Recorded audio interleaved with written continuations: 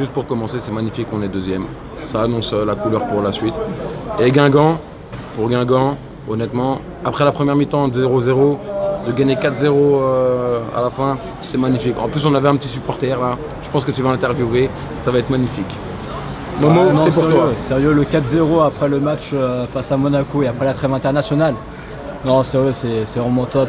Il fallait reprendre cette deuxième place, prendre les 3 points et mettre la pression sur Lyon.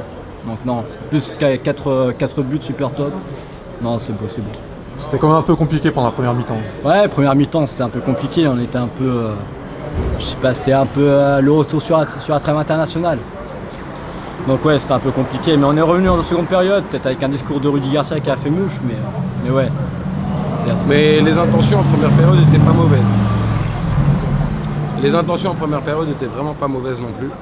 On a manqué un peu de réussite sur le corner, la frappe. Honnêtement, si elle serait passée, ça aurait été un top but aussi. Mais on a eu de la chance que Payet il ait fait un top but. Mais sur la première mi-temps, honnêtement, on a un peu stressé. Ils ont fait un carton, les attaquants. 2 buts pour Thauvin, 1 but pour Payet, 1 but pour Mitroglou. Ça les met en confiance?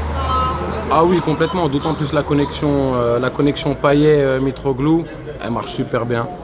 Et là, de voir 4-0, carton plein. D'autant plus que l'année dernière, on a eu du mal à recoller au podium, on va dire, quand on était en situation favorable. Tu vois, dès qu'on devait prendre des points sur nos concurrents en direct, on avait du mal. Pas l'escroc. Et au final, là, on arrive à les prendre. Donc c'est très bien. Et si ça continue comme ça, on sera très bien pour la suite. À toi, mon petit Momo. Ouais, doublé de Thauvin, il passe premier au classement des buteurs.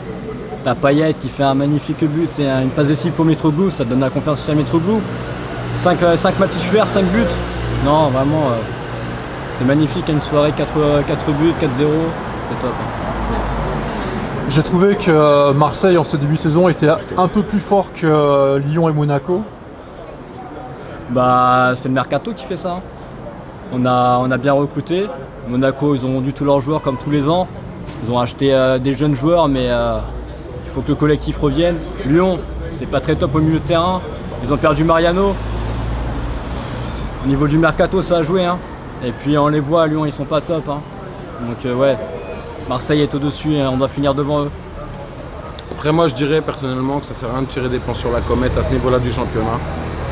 Parce que Lyon, on les connaît à chaque fois. Quand on a eu des points d'avance, ils sont toujours revenus sur moi. Par contre, Monaco, honnêtement, pour moi, c'est pas sur eux qu'il faudra compter. Ça sera Rennes ou Saint-Etienne. Là, vous voyez quoi comme parcours cette année en Europa League? Moi, honnêtement, par rapport à celui de l'année dernière, déjà, on sera vachement plus attendu. Mais vu notre poule et la mentalité et le groupe, je pense qu'on passera. Maintenant, je dirais pas qu'on ira jusqu'en finale. Mais c'est que du bonus dans tous les cas, c'est que du bonus. Ça va être compliqué, on a 8 clos sans les supporters. Il va falloir au moins gagner tous nos matchs à domicile. On sera sûrement attendu. Après, moi, je préfère lâcher l'Europa League à partir des phases de poule. Il faut avoir le championnat, il faut avoir la Ligue des Champions. La Ligue des Champions, il la faut cette année, on est obligé. Sinon, financièrement, ça va être dur. Je suis d'accord avec toi, mon petit. Lyon la semaine prochaine, chez Jean-Michel Aulas. Ça va être un gros blockbuster, un film d'action là, hollywoodien. Il va se passer quoi là? Bah, peut-être déjà eu un petit avant-goût des chansons. Et honnêtement, vu un peu leur jeu en ce moment, c'est dur. Maintenant, tu vois, j'aime pas dire ça, mais on a l'habitude de réveiller les morts. Donc j'espère vraiment nous, au lieu de les réveiller, on va les enterrer. Maintenant, tu as eu un petit avant-goût des chansons. Nous, on a une petite haine de ces Lyonnais. C'est des bandes de quenelles. Honnêtement, c'est des quenelles. Moi, je peux pas les blairer. J'ai plus une animosité sur eux que sur le PSG. En tant que Marseillais, ils m'énervent. Donc, j'espère vraiment qu'on va les niquer. Et là, on a commencé par Monaco et on va faire on a fait l'apéro Monaco. Là, c'est le dîner pour eux. Et après, ça sera Paris, le dessert. Mon petit Monomo, vas-y, remets-moi une petite couche de céramique pour moi. Comme il a dit, on a tapé Monaco cette année à l'extérieur. On a tapé un gros, on va taper le deuxième gros cette année aussi. L'année dernière, sur les 2 matchs, on les a bouffés, mais on a perdu 2 fois. Là, cette année, et l'arbitre aussi. L'arbitre, c'est sûr. Cette année, il y a la VAR. C'est pour on va pas se enculer avec l'arbitre. Peut-être normalement. Là, c'est sûr et certain. faut les bouffer, faut les enterrer, comme il a dit Cassou. Il y a Genesio qui risque sa place en cas de défaite. Bah c'est pas grave, on peut lui envoyer un petit truc, hein, et on en a des Alain Perrin, des conneries comme ça qui traînent sous les fagots. On peut leur envoyer, hein. On a même Doria, s'ils veulent être gentils, on peut leur négocier un petit tarot parce qu'on oublie la prime sur la revente, on leur laisse cadeau. Mais non, ok, Genesio on s'en fout.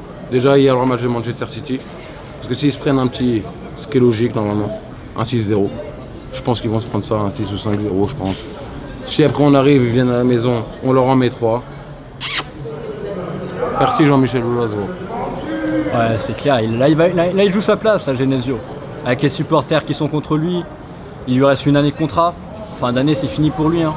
Là, il va tout faire pour accrocher la Ligue des Champions. Ça va être compliqué pour lui, surtout face à Marseille. Il a le match de Ligue des Champions face à City. Il ne va pas qu'il se trompe sur sa composition. C'est la deuxième place du classement du championnat. J'imagine que vous allez faire la fête là maintenant. Oh oui et non, c'est que le début. Après, faut juste que maintenant, vu qu'on est deuxième, faut plus qu'on lâche 2 points. Et garder cette deuxième place. Et à la fin de la saison, ce sera magnifique pour nous. Au moment où je te laisse sur ces belles paroles, pour toi. Là, on pourra entrevoir quelque chose après le match de Lyon. Après le match de Lyon, si on le gagne, on pourra voir peut-être une deuxième place s'ouvrir pour nous. Là, pour l'instant, on savoure le match face à Guingamp. On va attendre le match face à Lyon pour en tirer des conclusions.